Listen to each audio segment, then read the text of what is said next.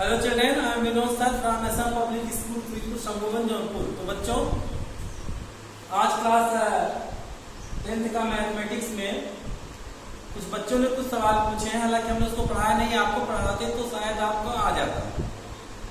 तो उसको पूछा है, कुछ लोगों ने प्रयास किया लगाने का, तो हम उनको बता देते हैं। फिर इसको हम एक सीरियल से आवाज से पढ़ाना शुरू करेंगे। पहले आप देख लो, जो सवाल पूछे हैं क्वाड्रेटिक इक्वेशन का है, जो द्विघात समीकरण। द्विघात समीकरण का एक सवाल है, C square minus A B into X square minus 2 into A square minus B C into X plus B square minus A C is equal to 0। ये द्विघात समीकरण है। कह रहा कि के मूल बराबर है, के मूल समान है, के मूल समान है। तो सिद्ध कीजिए कि a इज इक्वल टू 0। तो सिद्ध करना है कि a इज इक्वल टू 0 या a cube plus b cube plus c cube is equal to 3abc। a cube plus b cube plus c cube minus 3abc equal to 3abc या minus 3abc equal to 0, या equal to 3abc या minus abc equal to 3abc equal to 0। या तो a बराबर 0 होगा या फिर ये बराबर 0 होगा। यही हमें प्रूव करना है, सिद्ध करना है। देखो बेटा, इसमें जब हम द्विघात बताएंगे तो आपको क्लियर कट बताएंगे किसी द्विघात समीकरण के मूल कैसे होंगे। मूलों के लक्षण ज्ञात करने के लिए तीन कंडीशंस है। एक कहलाता है, पहले देख लो, विविक्त करते हम ज्ञात कर लेंगे कि मूल इसके समान होंगे, असमान होंगे, काल्पनिक होंगे कि वास्तविक होंगे। उसको कहते हैं विविक्त कर, या डिस्क्रिमिनेंट से डी से डिनोट करते हैं। d equal to B square minus 4ac। द्विघात समीकरण यह जो है विविक्त कर किसका है? ये विविक्त कर कहलाता है, डिस्क्रिमिनेंट। ये है ax square plus bx plus c equal to 0। जो द्विघात समीकरण है x square plus bx plus c equal to 0, इसके मूलों के लक्षण के लिए हम डिस्क्रिमिनेंट यानी विविक्त कर ज्ञात करते हैं। अब यहाँ आप इससे जब तुलना करेंगे तो जो x स्क्वायर का गुणांक है वो है a, और जो x का गुणांक है वो है b, और अचर पद है c। इतना पहचानना आप जान लीजिए। x स्क्वायर का गुणांक a, x का गुणांक b और अचर पद c होता है। तो अगर हमें a b c पता हो गया तो हम d से ज्ञात कर लेंगे। तीन कंडीशन है। If d is less than 0, अगर d डिस्क्रिमिनेंट है अर्थात b square minus 4ac is less than 0, यानी 0 से कम है अर्थात ऋणात्मक है, तो दोनों मूल उसके काल्पनिक होंगे। दोनों मूल काल्पनिक और असमान होंगे। और अगर d इज ग्रेटर देन 0, यानी 0 से बड़ा अर्थात धनात्मक मान आएगा d का, तो हम कह देंगे कि दोनों मूल वास्तविक होंगे और असमान होंगे। और d इज इक्वल टू 0, तो दोनों मूल समान होंगे और वास्तविक होंगे। यहाँ कह रहा है दोनों मूल बराबर हैं। तो दोनों मूल जब बराबर हैं तो d इज इक्वल टू जो b स्क्वायर माइनस 4ac है वो इज इक्वल टू होना चाहिए 0। अब आप इसमें देखें, सेलेक्ट करें कि a क्या है। x स्क्वायर का गुणांक जो c स्क्वायर माइनस ab है या a है, और x का गुणांक जो minus 2 into a square minus bc है या b है, और जो अचर पद है ये c है। तो बस इसी में मान रख दे, आ जाएगा आपका। तो ये क्या हो गया, b स्क्वायर, b का मान है माइनस 2, तो b स्क्वायर माइनस 4ac। इसको हल लिखेंगे, हल करना सार में भी डालेंगे, लिखेंगे कि यदि दोनों मूल समान हैं तो b square minus 4ac equal to 0। b square minus 4ac equal to 0। तो b का मान है minus 2 into A square minus bc। तो -2 into A square minus B C, इसकी होल पावर 2 करते हैं, इसकी होल पावर 2 करते हैं, -4 इंटू ए का मान है C square minus A B, और इसका 4ac का मान है बी स्क्वायर माइनस ए सी। यह इक्वल टू होगा 0 का, जब दोनों मूल समान होंगे तो ये 0 होगा। अब इसको आप इस तरह से कर लें, a माइनस बी की होल घात 2 का वर्ग तो आप जानते ही होंगे, ये हो जाएगा 4 into a power 4 plus B square C square minus 2a square B C. a minus B की होल घात दोबारा सूत्र लगा देंगे और -2 का वर्ग 4 हो गया, इतना हो गया। -4 इंटू, अब इसका गुणा करेंगे, B square C square minus A C cube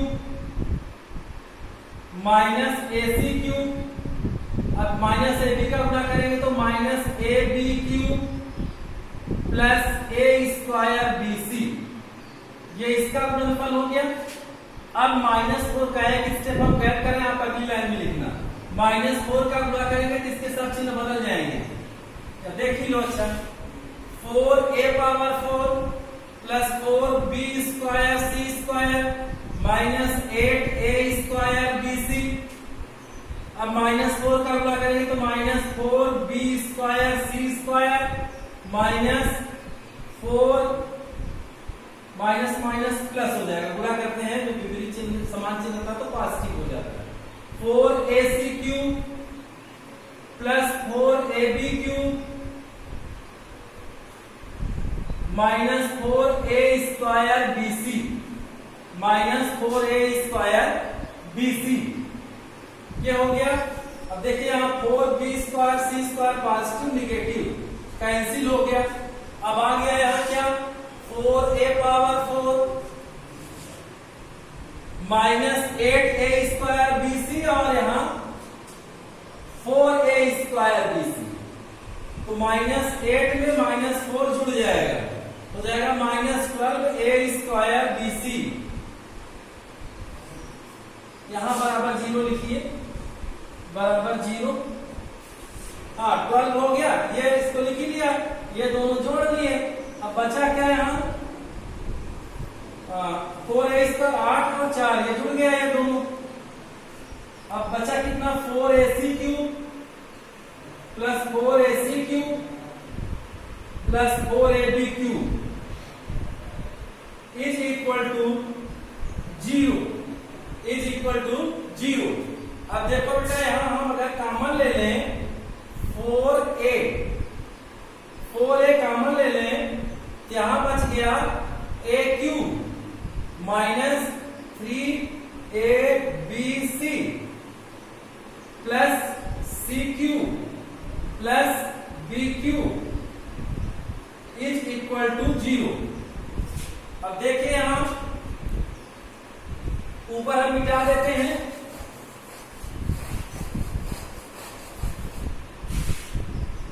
या यहीं पर चेक लो, एक स्टेप और बना देते हैं, आ जाएगा 4a into a cube plus b cube plus c cube minus 3abc is equal to 0। अब इसका गुणनखंड हो गया, एक गुणनखंड आ गया 4a और दूसरा गुणनखंड आ गया a cube plus b cube plus c cube minus 3abc और ये इक्वल टू 0। आप जानते हैं कि जब दो राशियों का गुणनफल शून्य हो तो उसमें या तो पहली या दूसरी, या तो पहली या दूसरी, और नहीं कहना या तो पहली या तो दूसरी या फिर दोनों शून्य होंगे। अब लिखेंगे यदि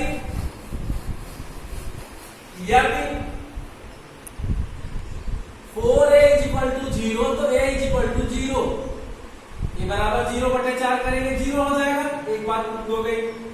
या फिर ये 0 तो पुनः यदि a cube plus b cube plus c cube minus 3abc is equal to 0, तो ये 0 हो जाएगा।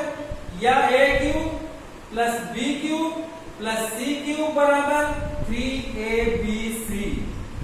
ओके, ये सिद्ध हो गया। ये सिद्ध करना था a बराबर 0 होगा या a cube plus b cube plus c cube बराबर 3abc। तो इसका कॉन्सेप्ट तो भैया वही था कि अगर आपको पता है डिस्क्रिमिनेंट से हम विविक्त कर बोलते हैं, विविक्त कर से मूलों के लक्षण निकालना अगर आप जानते होते तो ये कर लेते, और मान रख के बस गुणा करके काट दीजिए, गुणनखंड कर डालिए तो आ जाएगा इसका एक गुणनखंड 4a आ गया और एक आ गया a cube plus b cube plus c cube minus 3abc equal to 0। तो एक लोगों ने पूछा था किसी प्रश्नावली का 23वां सवाल है 433, ये क्वेश्चन नंबर 23वां कोई स्टूडेंट पूछा था, उसका है ये 22वां हमने लगा के डाल दिया था। अब एक लोगों ने पूछा है कि what is Thales theorem, Thales प्रमेय क्या है, इसको जरा सा हिंट कर दीजिए तो आप देख लें। थेल्स प्रमेय, थेल्स प्रमेय है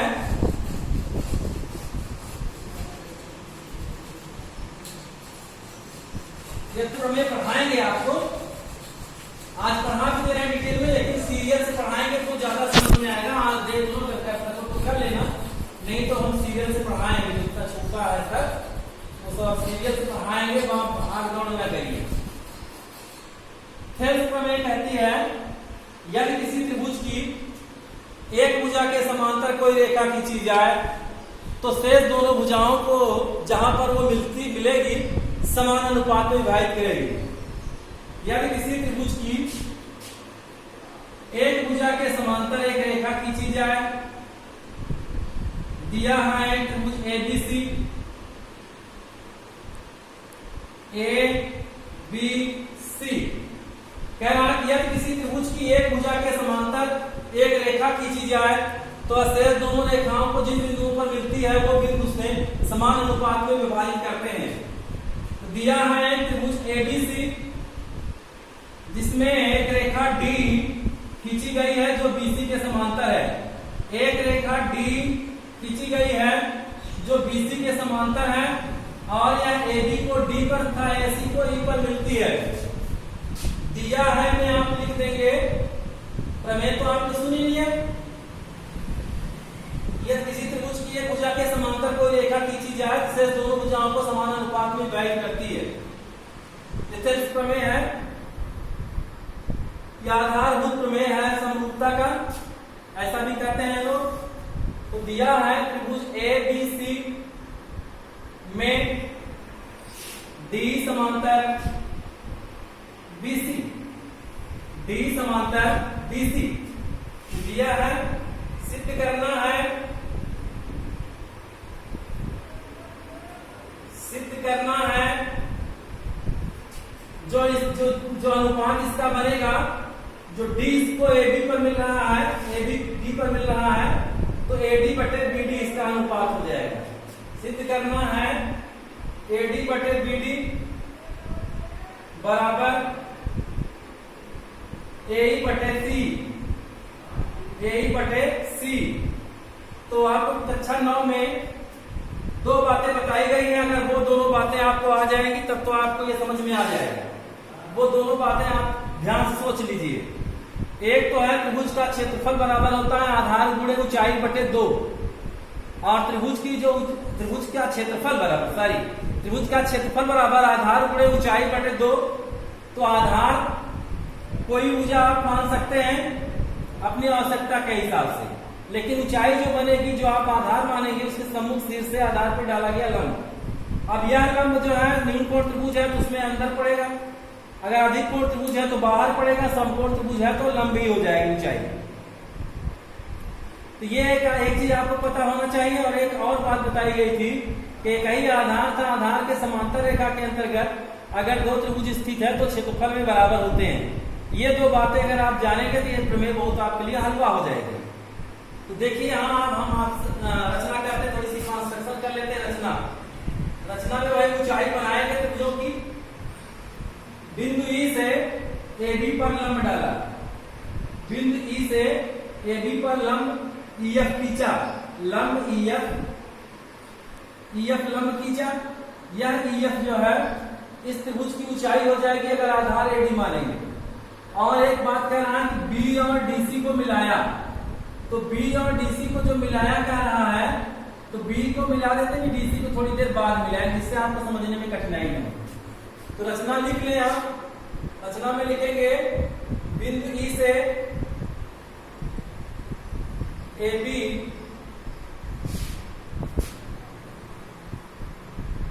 ई से A B perpendicular to E F. A B लंब है ई एफ पर, ई एफ खींचा, ई एफ खींचा और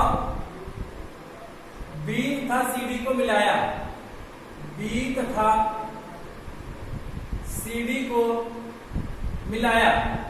देखो बेटा, अब बी और सीडी को मिलाया तो बी मिला देना, अभी सीडी बाद मिलाएंगे।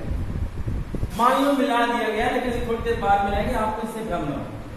अब देखिए अब हम देंगे प्रमाण। प्रमाण में वही क्षेत्रफल का अनुपात लेंगे तो उनके आधार के अनुपात में हो जाएगा। त्रिभुज के क्षेत्रफलों का दो, देखिए हम एक मान ले लेते हैं एरिया त्रिभुज।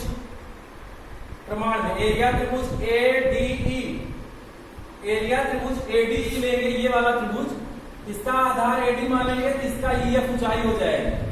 ये बराबर हो जाएगा 1/2 गुणे आधार गुणे ऊंचाई, तो आधार एडी गुणे ऊंचाई ईएफ।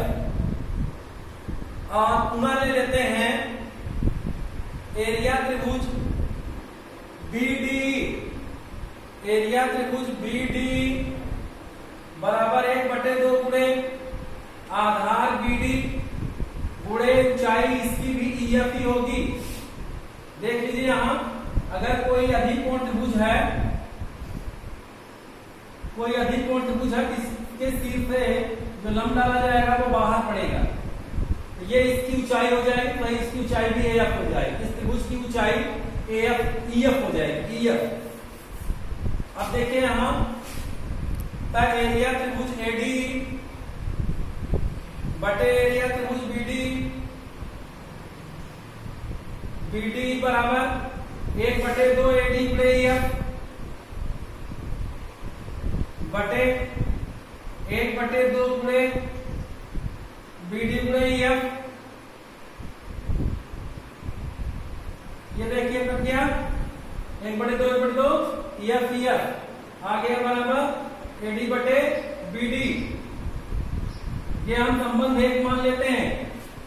एरिया त्रिभुज एडी, एरिया त्रिभुज एडी बटे एरिया त्रिभुज सीडी, इतना त्रिभुज ये सीडी बीडी, सॉरी, एरिया त्रिभुज एडी बटे एरिया त्रिभुज बीडी बराबर एडी बटे बीडी हो गया।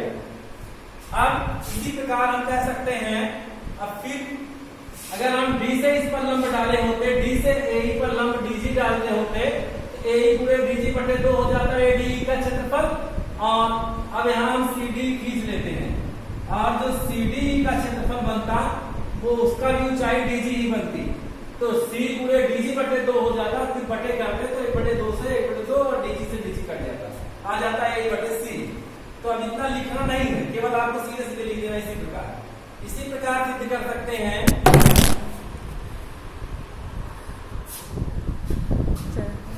इसी प्रकार सिद्ध कर सकते हैं एरिया त्रिभुज एडी बटे एरिया त्रिभुज सीडी बराबर ए बटे सी, ए बटे सी। अब देखो बेटा यहां एक त्रिभुज, आप ध्यान से देखिए, त्रिभुज बीडीई का आधार अगर हम डी मान लें और सीडी का भी आधार डी हो जाएगा। एक ही आधार और आधार के समांतर रेखा बीसी के अंतर्गत त्रिभुज बीडी और सीडी स्थित हैं, इसलिए दोनों के क्षेत्रफल बराबर होंगे। इसको लिख देंगे कि एक ही आधार डी तथा डी समांतर बीसी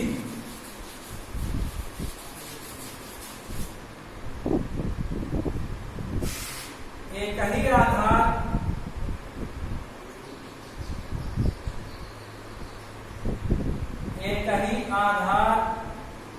डी तथा डी समांतर बीसी के अंतर्गत स्थित त्रिभुज ABD और त्रिभुज CD स्थित है। यहां ऊपर मिटा दे रहे हैं, देख लीजिएगा। स्थित है इसलिए एरिया त्रिभुज कक्षा 9 में पढ़ाई गई थी कि कई आधार के समांतर रेखा के अंतर्गत स्थित त्रिभुजों के क्षेत्रफल आपस में बराबर होते हैं। एरिया त्रिभुज BD बराबर एरिया त्रिभुज CD। अब देखो बेटा, हम CD की जगह BD लिख सकते हैं। जो यहाँ हम देखिए संबंध भी बना रहे हैं इसी प्रकार में, तो AD बटे CD है तो AD बटे BD लिख सकते हैं। अतः एरिया त्रिभुज AD बटे एरिया त्रिभुज BD, काहे BD लिखे क्योंकि BD बराबर CD है, बराबर AE बटे C। 9 में ही आपको बताए थे, जो गृहीत बताए थे उसमें बताए थे कि अगर दो संबंधों में दायां पक्ष बराबर हो तो बायां बराबर हो जाएगा और बायां बराबर है तो दायां बराबर हो जाएगा। अब संबंध 1 और 2 की तुलना करेंगे, यहाँ भी AD बटे BD है, यहाँ भी AD बटे BD है, इसलिए ये बराबर AD बटे BD बराबर AE बटे C हो जाएगा। संबंध 1 और 2 की तुलना करने पर AD बटे BD बराबर AE बटे C, AD बटे BD बराबर AE बटे C। यही सिद्ध करना था, यही है थेल्स प्रमेय। अब एक बात और कनेक्ट कर सकते हैं, BD बटे AD करेंगे तो C बटे AE हो जाएगा, यानी BD बटे AD बराबर C बटे AE। पूरी भुजा का इससे बराबर पूरी भुजा का इससे हो जाएगा, पूरी भुजा का इससे बराबर पूरी भुजा का इससे हो जाएगा। इसमें अगर दोनों पक्षों में 1 जोड़ते दिया आ जाएगा, देख लो। दोनों पक्षों में अगर एक जोड़ दें, AD बटे BD प्लस 1 बराबर AE बटे C प्लस 1, ये हो जाएगा AD प्लस BD बटे BD बराबर AE प्लस C बटे C। AD और BD को जोड़ेंगे तो AB हो जाएगा, AB बटे BD बराबर AE और C की जोड़ेंगे तो AC हो जाएगा, AC बटे C। इसी प्रकार से हम इसका इससे भी प्रूव कर सकते हैं, इसका इससे भी प्रूव कर सकते हैं। यह है आपका थेल्स प्रमेय। जो थेल्स में पूछा था देख लेना, न समझ में आया तो भी पढ़ाई भी करेंगे इसको हम, और क्लास में आएंगे तो और भी पढ़ाया जाएगा। अब हम चलते हैं, जो सीरियल से हम पढ़ा रहे थे वहां से चलते हैं 2 चरों में रहेगी समीकरण, उसके बाद तब हम आपको विभाग में पहुंचेंगे, फिर देखा करेंगे। अब इसके बाद 1 हफ्ते बाद जो है एक वीडियो रेखा गणित का बनाएंगे, एक बीजगणित का बनाएंगे।